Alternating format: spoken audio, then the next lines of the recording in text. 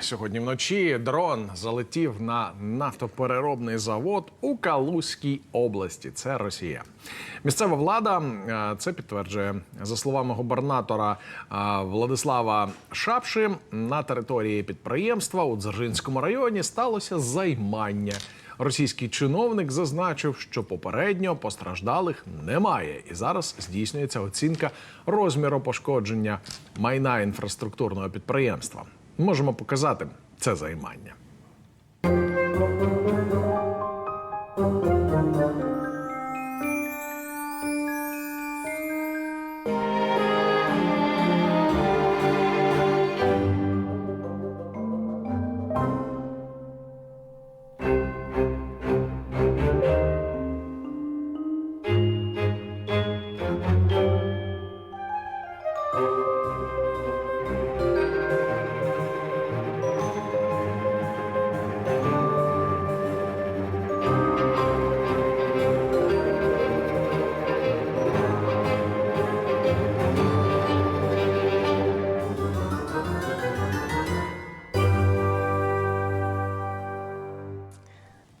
Ну і зазначу, що горів на відео перший завод. Він вважається найбільшим нафтопереробним заводом Калузької області. Це основний комплекс по переробці товарної нафти. Номінальна потужність виробництва становить понад 1 мільйон тонн нафти на рік. Також варто нагадати, що даний НПЗ вже зазнавав атаки дронів 15 березня. Пішли по другому колу. Україна наздогнала Росію за виробництвом дронів «Камікадзе», схожих на «Шахет-131» та «136». Про це повідомив директор «Укроборонпрому» Герман Сметанін цього тижня. За його словами, підписано низку контрактів із приватними виробниками. Переважно це стосується ліцензійного виробництва. Анатолій Храпчинський, заступник генерального директора компанії з виробництва засобів радіоелектронної боротьби, експерт з авіації, є гостем в цій студії. Вітаємо вас! Слава Україні! Героям слава, вітаю! Давайте розпочнемо з дронів, про які щойно ми інформацію прочитали. Не може нас не тішити той факт, що наші дрони все частіше залітають на територію Російської Федерації, роблять там, значить, підпал, і ми всі сидимо і подобається нам дивитися, як воно горить і палає.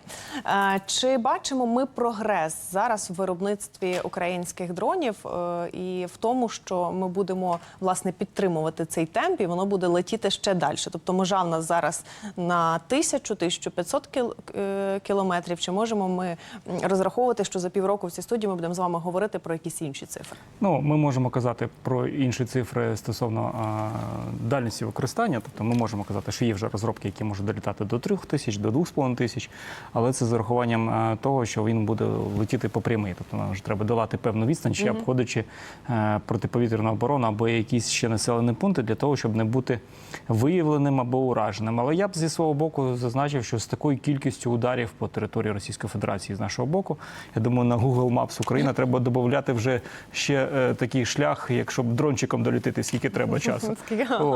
Тому насправді тут слід зазначити, що насправді ми суттєво масштабували виробництво ударних дронів.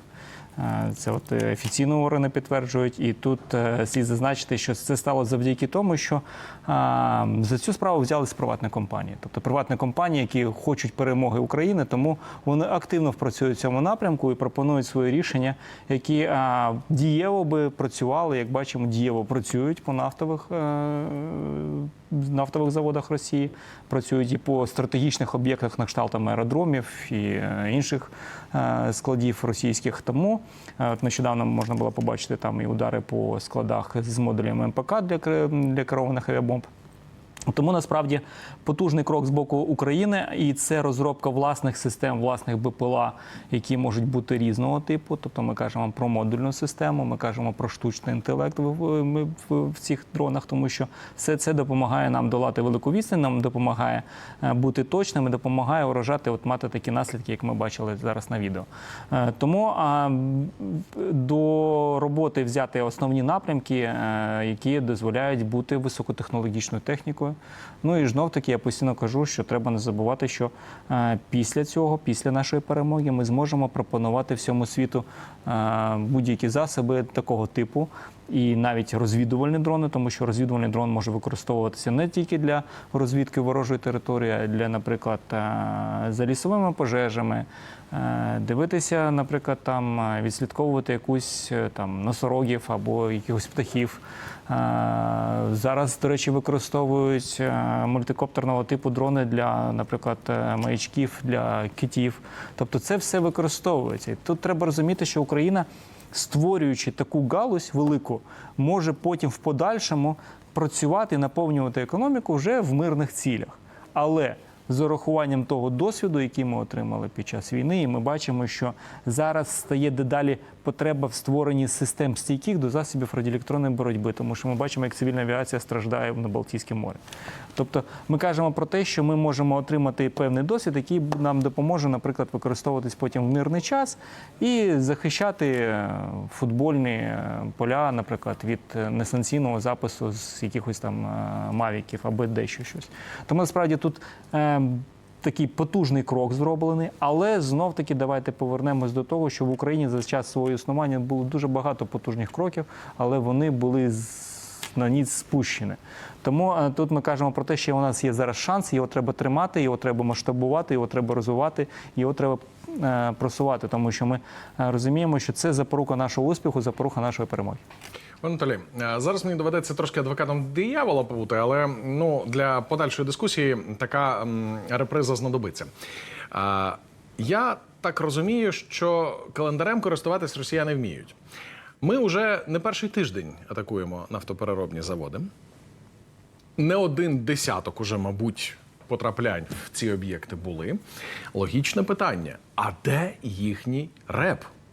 Де їх способи захисту цих об'єктів? Ми тут вже ведемо дискусії в Україні над тим, щоб конфайнменти будувати довкола наших ТЕС. Ми вже навіть на такий рівень вийшли. Тобто ми не тільки намагаємось шукати банальні способи вирішення ситуації, ну в них же ж величезна країна. І знаючи, що ми буквально там день, два, три знову атакуватимемо НПЗ, жодне НПЗ не захищене.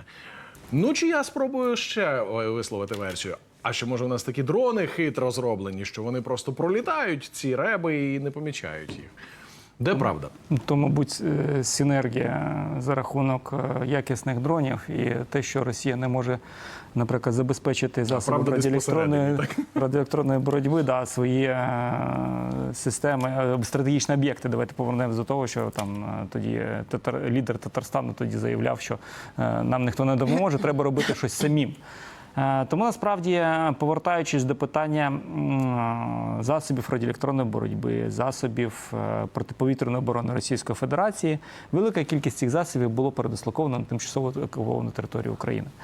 І здебільшого це більш сучасні на початок війни, більш дієві були, які могли створювати і працювати в певному обсязі роботи і давати якийсь ефект. Але ми бачимо, як наші FPV-дрони, як наші ударні дрони навіть на лінії фронту знищують деякі системи радіоелектронної боротьби росіян. Наші ракети знищують системи протиповітряної оборони, тому на Росії їх стає дедалі менше. Але ж знов-таки вони можуть достати старі С-300, тобто якось там намагатися щось робити. Але знов-таки, повертаючись до методики удару з нашого боку, це використання засобів, які малопомітні для засобів протиповітряної оборони. Ну і знов-таки давайте згадаємо славнозвісне прислів'я з радянських часів, коли казали, що чому м'яса немає, тому що ми дуже швидко йдемо в комунізм, а скотина не поспіває. От, у них, мабуть, вони дуже швидко йдуть і тому не встигають виробляти.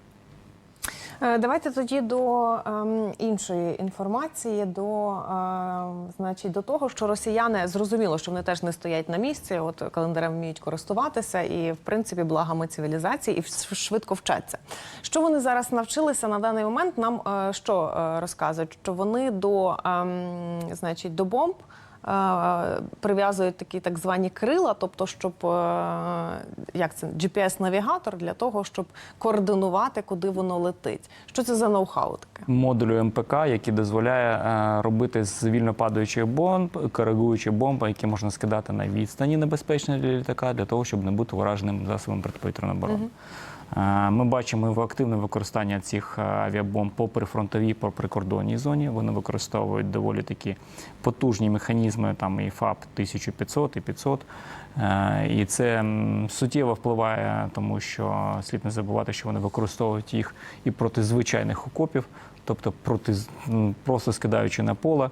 Тим паче, навіть використовуючи ці авіабомби проти свого населення, були сходи цих авіабомб на території Російської Федерації. Але це спроба зробити старого радянського знаряддя більш технологічне, і за рахунок тих систем, які вони туди поставили, є дещо проблематика щодо, наприклад, створення завад їм або якоїсь там перешкоди. Тому є можливість знищувати ці авіабомби. Якщо ми кажемо про звичайну класичну боротьбу, це звичайна протиповітряна оборона, яка б могла би їх знищувати, але з урахуванням активних бойових дій, які зараз відбуваються, і те, що ворожої техніки дуже багато на лінії фронту, а будь-який засіб протиповітряної оборони на лінії фронту світиться як фонарик вночі, це складнює цю роботу. Тому ми постійно кажемо, що треба протидіяти проти носіїв і треба діяти проти безпосередньо підприємств або складів, які це використовують. Нещодавно був удар по території Російської Федерації, де була уражена велика кількість цих модулів МПК. Тому, в принципі, робота ведеться. Звісно, що ми всі хочемо там закидати Росію так, як вони закидують нас ракетами. Але свого часу, я думаю, що це буде, тому що витримувати вже таке нахабство з боку Росії неможливо. Не знаю, чи зустріли ви цю інформацію, вона буквально сьогодні вночі з'явилася, але вона не має прямого стосунку до РЕП, але має прямий стосунок до зв'язку. В Пентагоні кажуть, що запобігли несанкціонованому використанню російськими військовими інтернет-терміналів Starlink, якими керує компанія SpaceX Ілона Маска, на полі бою у війні з Україною. Технічно, чи можна, от лінія розмежування у нас є, так? З одного боку вкл, з іншого боку викл. Технічно це як реалізовано? Я не зовсім розумію таку заяву Пентагона і таку їх впевненість. Давайте почнемо з того, що, в принципі, технічно реалізувати виключення деяких модулів зв'язку можливо. Не будемо розповідати про це більш так подробно, але скажемо тут, що технічно це можливо і не треба там, наприклад, якось розділяти територію. Це можна за рахунок там роботи по певним системах вичисляти, виявляти. Тобто це все ми розуміємо, як вони купляють ці засоби, і ми можемо протидіяти.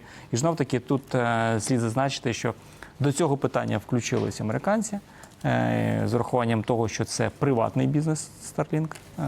Це дуже позитивно. Давайте тоді перейдемо до іншої ще інформації. Значить, ми вже з вами також в цій студії неодноразово обговорювали в тому числі винищувачі F-16. І, звісно, ми всі чекаємо з дня на день. Ми маємо заяву про те, що Данія їх передасть літом. Ми маємо заяву про те, що, значить, інші країни їх передадуть восени.